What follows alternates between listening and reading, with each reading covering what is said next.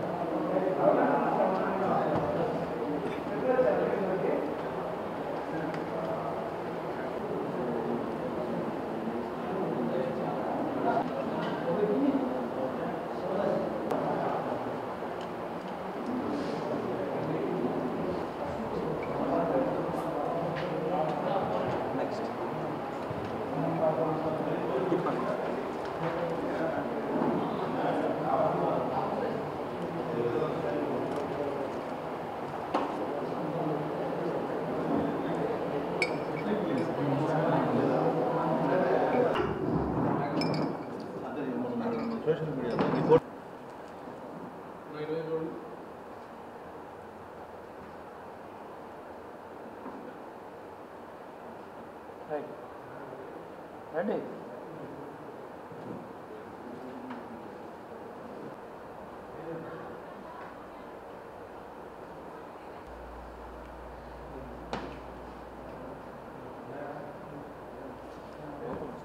ఆడుదాం ఆంధ్ర పేరుతోటి వందల కోట్ల రూపాయలను ఖర్చు చేస్తున్న జగన్మోహన్ రెడ్డి ప్రభుత్వం మట్టిలో నుంచి వచ్చినటువంటి క్రీడాకారులను ప్రోత్సహించేటటువంటి ప్రయత్నం చేయట్లేదనేటువంటి ఆరోపణలు ఎప్పటి నుంచో వ్యక్తమవుతున్నాయి.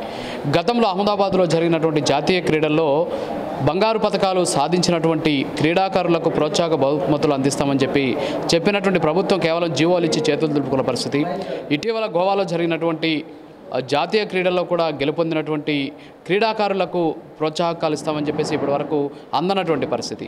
మరి ఈ కోవలోనే చాలామంది క్రీడాకారులు తమ సొంత డబ్బుతోటి క్రీడల్లో రాణిస్తూ ఉంటే మరికొందరు పేదరికంతో తమ నైపుణ్యాలను చంపుకొని తమ క్రీడా స్ఫూర్తిని అక్కడితో ఆపేస్తూ ఉన్నటువంటి సిచ్యువేషన్ కనిపిస్తుంది. మరి ఈ నేపథ్యంలోనే చాలామంది మట్టిలో మాణిక్యాలు వెలుగులోకి రాకుండానే మాయమైపోతూ ఉన్నటువంటి సిచ్యువేషన్.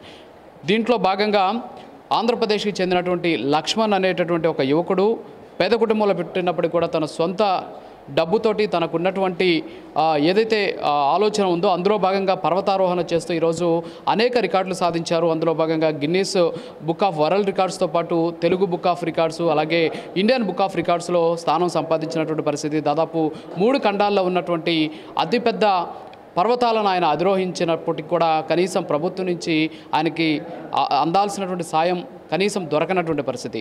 దీంతో తనలో ఉన్నటువంటి నైపుణ్యాన్ని చంపేసుకోవాలి అనుకుంటున్నటువంటి తరుణంలో భారత చైతన్య యువజన పార్టీ అధినేత బోడే రామచంద్ర యాదవ్ ఆయనకి అండగా నిలిచారు. ఆపన్నహస్తమై నిలిచి ఆయనకి ₹1,00,000 ప్రోత్సాహకం ఇవ్వడమే కాకుండా భవిష్యత్తులో ఆయన పర్వతారోహణ చేస్తే దానికి అవసరమైనటువంటి ఖర్చును కూడా భరిస్తానని చెప్పిన పరిస్థితి. లక్ష్మణ్ ఉన్నారు, మాట్లాడదాం. ఇప్పటి వరకు చాలా మంది క్రీడాకారులకు చాలా చేశామని ప్రభుత్వం చెబుతోంది. ఆడుదాం ఆంధ్ర పేరుతోటి ఎక్కడికక్కడ మైదానాలను బ్లాక్ చేసి క్రీడలు నిర్వహిస్తామని చెప్తుంది. కానీ మీరు మాత్రం మా ఎమ్మెల్యే చుట్టూ తిరిగినా కనీసం నాకు ఒక చిన్న సాయం చేయలేదు అంటారు. అసలు ఏం జరిగింది? 2015 నుంచి నేను పర్వతారోహణ చేశాను సార్. అయితే ఈ పర్వతారోహణ చేయడం అంటే అందరికీ పర్వతాలకి ఫోటోలు ఒకటే కనబడుతుంది కానీ వెనకాల బ్యాక్గ్రౌండ్స్ ఫొటోసే కనపడతాయి కానీ దాని వెనకాల మేము పడే కష్టం ఎవరికీ తెలియదు.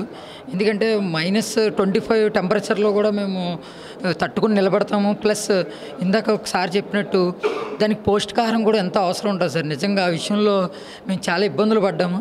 కానీ అందరూ చూసి అప్రిషియేట్ చేసి పంపిస్తున్నారే తప్ప ఎవరూ కూడా స్పందించలేదు. మాకేమో ఇంకా చెయ్యాలి, ఖండాల్లో ఉన్న పర్వతాలన్నీ ఎక్కాలి, దేశానికి పేరు తేవాలి అని చెప్పి అనుకుంటాం. అయితే ఈ పర్వతారోహణలు మనం చేస్తూ ఉంటే మరి కుటుంబాన్ని ఎవరు పోషిస్తారు, మన వెనకాల ఆధారం ఎవరు ఉంటారు? ఒకవేళ ఏమైనా జరిగితే దానికి సంబంధించి కుటుంబం కూడా ఎవరు చూసుకోవడానికి ఉండరు. కానీ ఇవన్నీ పక్కన పెడితే మమ్మల్ని ప్రోత్సహించడానికి ప్రభుత్వం కూడా ఈరోజు వెనకడుగేస్తుంది.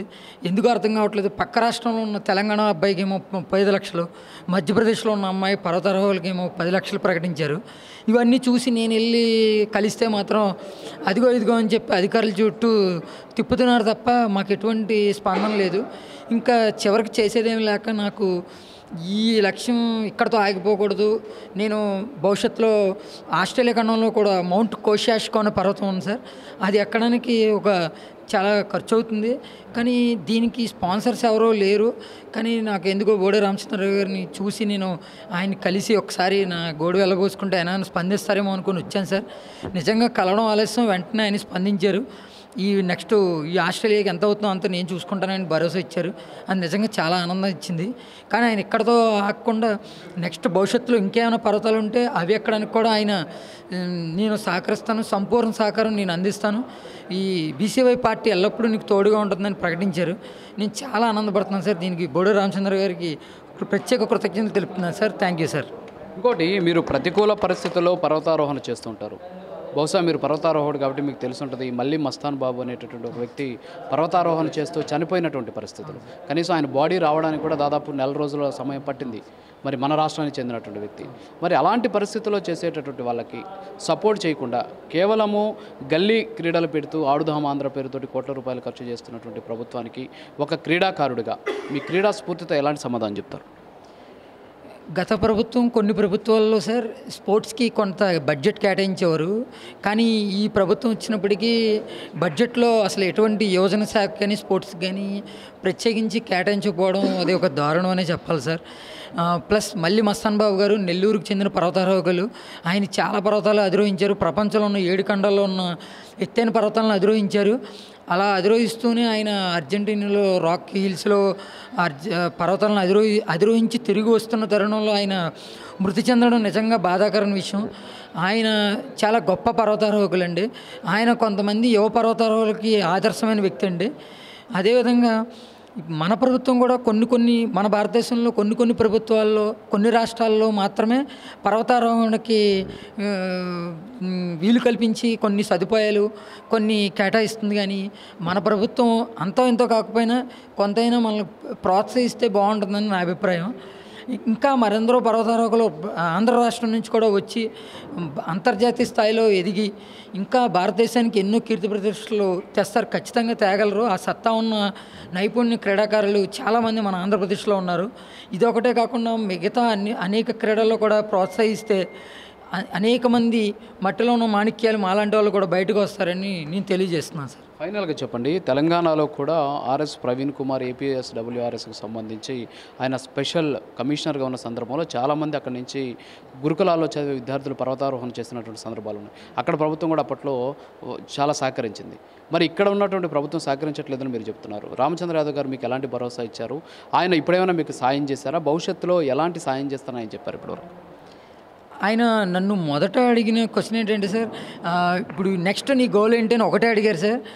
సార్ ఇలా ఆస్ట్రేలియా వెళ్దాం అనుకుంటున్నానంటే తక్షణం వెంటనే దానికి ఎంత ఖర్చు అవుతుందో అంతా నేను పూర్తిగా భరిస్తాను. అదే కాకుండా ఇక ముందు ఏదైనా పర్వతాలు అధిరోహించే అవకాశం ఉంటే ఏ పర్వతానికైనా నేను ఎల్లప్పుడూ నీ వెనకుండి నడిపిస్తాను, మా పార్టీ నీకు తోడుగా ఉంటుందని ప్రకటించారు సార్. అది చాలా ఆనందంగా ఉంది సార్.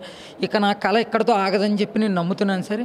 ఇక నుంచి మీరు పెట్టుకున్న నమ్మకాన్ని నేను ఒమ్ము చేయకుండా భారతదేశానికి మరి ఆంధ్రప్రదేశ్కి ఇంకా ఎన్నో కీర్తి ప్రతిష్టలు ఖచ్చితంగా తెస్తానని నేను తెలియజేస్తున్నాను సార్. Thank you. సో మొత్తానికి లక్ష్మణ్ ఒకటే చెప్పడం జరుగుతుంది, ఇవాళ రాష్ట్ర వ్యాప్తంగా క్రీడాకారులకు ప్రోత్సాహం అందిస్తున్నామని చెప్పేసి కథలు చెబుతున్నటువంటి ప్రభుత్వం తనలాంటి పేద క్రీడాకారులను సరిగా పట్టించుకోవట్లేదు అనేటటువంటి ఆందోళన, ఆవేదన అతను వ్యక్తం చేస్తున్న పరిస్థితి. మరోపక్క భారత చైతన్య యువజన పార్టీ అధినేత బోడే రామచంద్ర యాదవ్ని కలిసిన వెంటనే తన లక్ష్యానికి అవసరమైనటువంటి సహాయాన్ని అందిస్తానని చెప్పేసి ఆయన చెప్పినటువంటి మాటలు తనకు స్ఫూర్తినిచ్చాయని చెప్పేసి లక్ష్మణ్ చెబుతూ ఉన్నటువంటి సిచ్యువేషన్. కెమెరా పర్సన్ ఈశ్వర్తో రాజు, ప్రైమ్9 న్యూస్.